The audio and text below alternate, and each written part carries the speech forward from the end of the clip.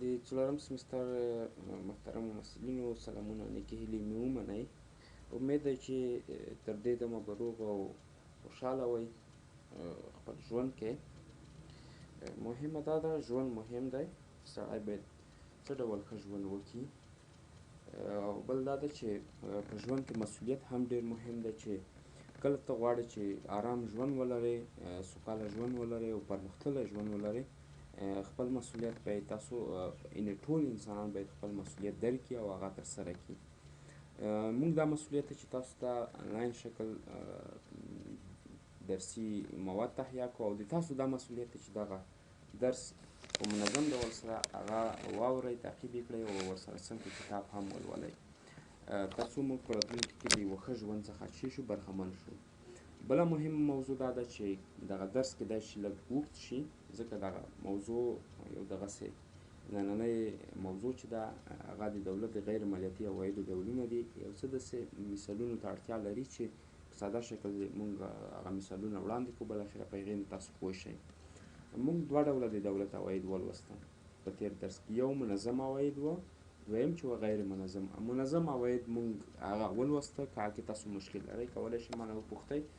دویم چې دی هغه غیر مالیاتي عواید دي چې دولت یې د منظمو لارو څخه لاسته نه راوړي، ولې د غیر مالیاتي یا د غیر منظمو لارو څخه د وخت د ایجاباتو یا د ضرورتو په اساس هغه لاسته راوړي، چې هغه عواید چې دي هغه په لاندې ډول دي.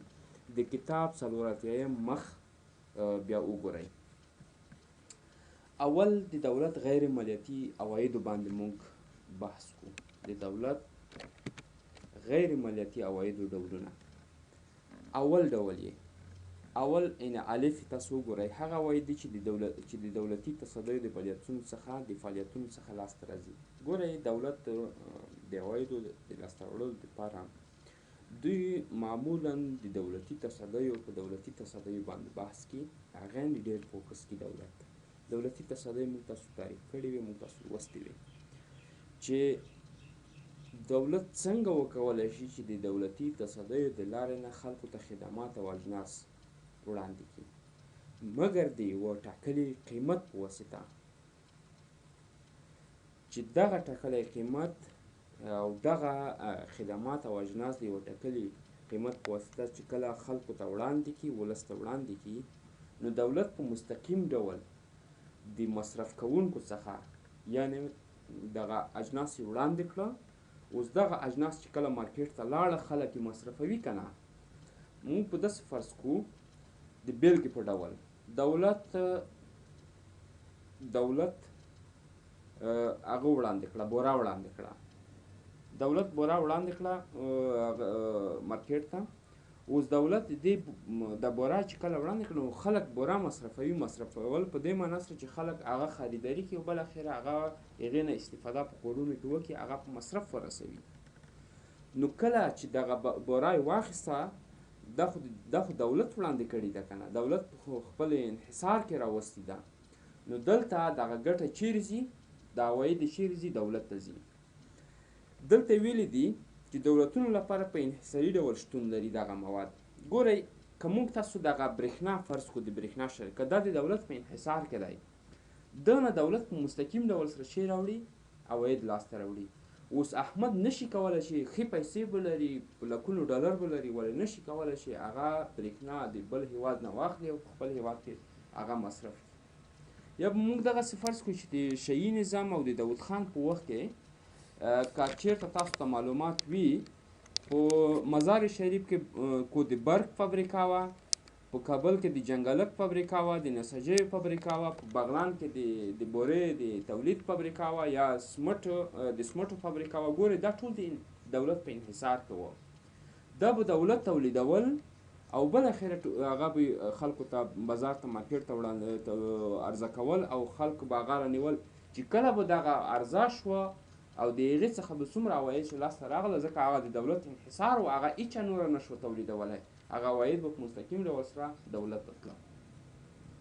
نو یو برخه یې دغه ده، لکه د برق عواید شوه، د تلیفون یا ګاز داسې فرض کړو چې د هیواد رئیس جمهور هغه صادر کړ فرمان هدایت یې صادر کړ ویې ویلې چې څومره ګاز چې په افغانستان کې تولیدېږي هغه په شخصي شرکتونو پورې اړه نه لري. لکه شبرغان ګاز چې اوس موږ استخراج کوو، شبرغان ګاز چې کله استخراج شي هغه د دولت په انحصار کې وي، یعنې دولت خپله که وغواړي چې دا وړاندې کړي بس وایي چې هیڅوک نشي کولی چې د نورو شرکتونو هغه واخلي برق ګاز خریداري کړي یا استعمال کړي پرته د دولتي ګاز څخه. نو شبرغان ګاز به دولت ټولو ولایاتو ته، ټولو خلکو ته، ټولو ولسوالیو ته رسوي، خلک به د هغې نه استفاده کړي، ګټه به چیرې ځي؟ دولت ته ځي. یوه دغه موضوع شوه، دا د دولت غیر مالیاتي عواید دي.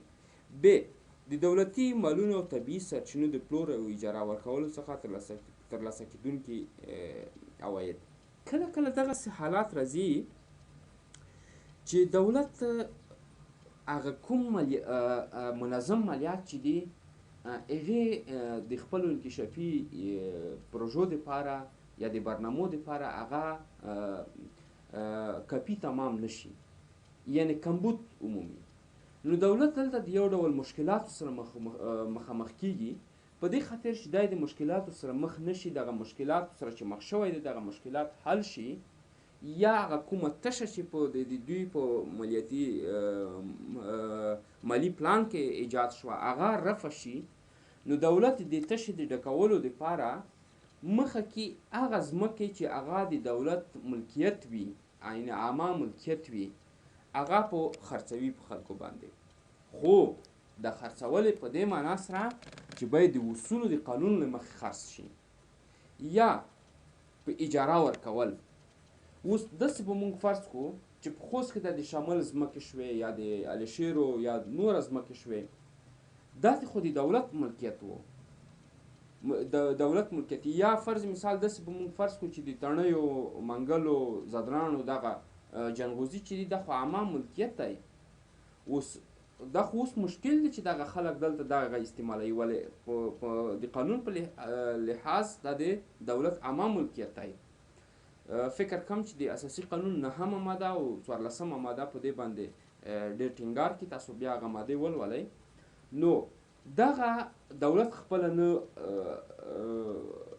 پروسس کوي، یو چاته په اجاره ورکوي، یا دغه ځمکې خرڅوي، د الشیرو یا د شمال دغه ځمکې خرڅوي چې په دې نه تاسو څه وکړئ خلکو ته یې ورکوي په دایمي شکل سره، او دولت چې څومره پیسې د دې نه لاسته راوړي دغه یو ډول دولت ته عواید شو، او دغه عواید په هغه تش ځای کې چې دی ورسره مخ دی، دغه مشکلات ورسره دی مخامخ شوی د دولت، هغه مشکلات هلته څه کوي؟ رفع کوي. یا دغه ځمکې هغلته دغه ونې جنغوزي چې دي، چارمغز چې دي، دا خلکو ته په اجاره ورکوي چې دا تاسو دومره کال دپاره تاسو څه کوئ، دا په ځان دپاره اخلوئ، موږ ته د هغې په مقابل کې دومره پیسې راکوئ. یا دغسې موږ تاسو ولیده چې په د کابل ښار کې بعضې ځمکې چې د انګلستان سفارت دپاره کوو که د کاناډا سفارت دپاره هغه دولت په اجاره ورکړه، خو یو اصل باید دا موجود وي چې دغه اجاره باید په دې اساس نه وي چې ماته د کال $100 راکوه، نه، یعنې په دې هغه وي چې دلته دولت باید خپل عواید په نظر کې ونیسي، او بالاخره څومره ګټه چې د اجاره د هغه کس ته چې په اجاره ورکوي د هغې نه یې وکړي دولت دپاره، دغه مفیده خبره ده. یا حق الامتیاز موضوع ده چې دغه بعض ځایونو کې ځمکې وي، د جایدادونو ملکیتونه وي، د هغې په اساس دولت هغوی څخه حق الامتیاز غواړي. دا د هم د دولت غیر مالیاتي عواید دي چې لاسته یې راوړي. جیم چې دی هغه اداري او اجرایوي عواید. ګورئ دغلته دولت د خپلو قانوني مراحلو څخه وروسته خلکو باندې بعضې پیسې ایښې وي، نغدي رقم یې په هغې باندې ایښی وي چې تاسو کولی شئ چې هغه بانک ته د افغانستان ملي بانک ته هغه شی کوئ، اصول کوئ چې هغه د دولت چې دي عوایدو کې هم راځي، خو په غیر مالیاتي عوایدو کې، ځکه د مالیاتو په نوم یې نه اخلي، بلکې د قانوني اجراعاتو څخه وروسته دا یو حق ځان ته دولت ورکوي چې دغه مالیات شی کوي، دوی دغه عواید چې دي دوی ترلاسه کوي. مثلا زه تذکیره جوړوم، زه ولسوالۍ ته تذکیره بالاخره په تذکیرانو ماته د تذکیرې مدیر کار کوي، چې کله تذکیره خلاصېږي د تذکیرې مدیر ماته وایي 100 افغانۍ د دې قیمت شو، 100 افغانۍ زه ورکوم، هغه 100 افغانۍ مستقیما د دولت بودیجې ته چی کېږي محول کېږي او بالاخره هلته ساتل کېږي. یا لیسانس د موټر دپاره لیسنس جوړومه د هغې پیسې هم دولت ته په ملي بانک کې تحویلیږي.